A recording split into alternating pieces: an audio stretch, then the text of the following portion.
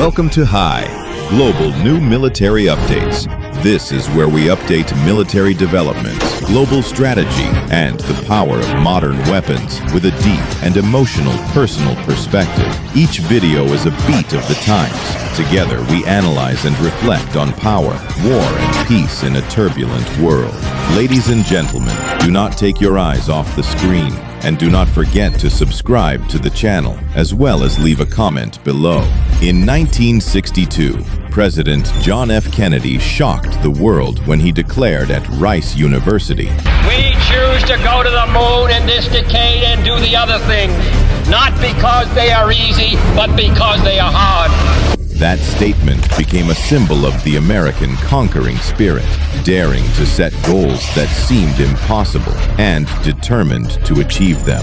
More than 65 years later, the name John F. Kennedy is once again mentioned in another monumental project, the USS John F. Kennedy, CVN-79.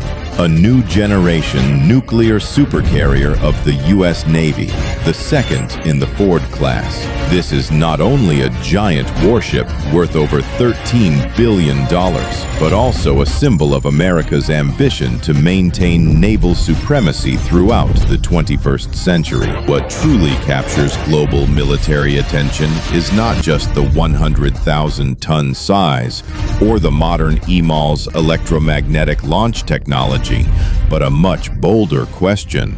Could the USS John F. Kennedy be the first aircraft carrier designed with the potential to operate sixth-generation fighters in the future? While countries like China and Russia are pouring resources into developing hypersonic missiles and stealth UAVs, the United States is betting on the combination of the Ford-class supercarrier and the sixth-generation fighter program. If Kennedy can actually deploy this new aircraft, it will become a strategic springboard for America to maintain dominance of the skies and the seas. Aircraft carriers and their historic role.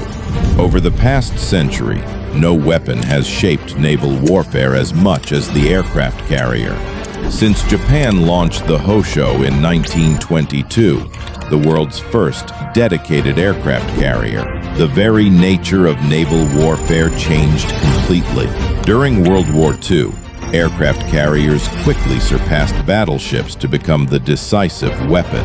At the Battle of Midway in 1942, within just a few days, 4 Japanese carriers were sunk, turning the tide in the Pacific. Since then, aircraft carriers have become the centerpiece of American global power. During the Cold War, they served as deterrent tools, present at every hotspot from Europe, the Middle East, to the Asia-Pacific. After the Cold War, they continued to play a spearhead role in campaigns from the Gulf to Afghanistan. It is no coincidence that every time an international crisis broke out, the familiar question remained: where is the nearest U.S. aircraft carrier? The key factor that allowed carriers to maintain their power for decades was their ability to adapt to changes in naval aviation. Each era, they were designed to match the dominant aircraft of the time. 1940s, carriers only needed to carry propeller aircraft. 1960s, the flight deck had to be strong enough for the F-4 Phantom jets. 1980s, the Nimitz class was optimized for the F-14 Tomcat, and later the F/A-18 Hornet. Early 21st century, the Ford class appeared to prepare for the F-35C Lightning II, America's first carrier-based stealth fighter, while also paving the way for UAVs and future generations of aircraft. Since the first Nimitz-class carrier entered service in 1975, these giant mobile air bases have become a symbol of U.S. naval power. With a displacement of 100,000 tons and the ability to carry up to 90 aircraft, the Nimitz class dominated for nearly half a century. But by the 21st century, limitations became clear. Enormous operating costs for nearly 5,000 sailors. Steam catapult system. Bulky, wearing out aircraft. Insufficient electrical power for integrating new technologies.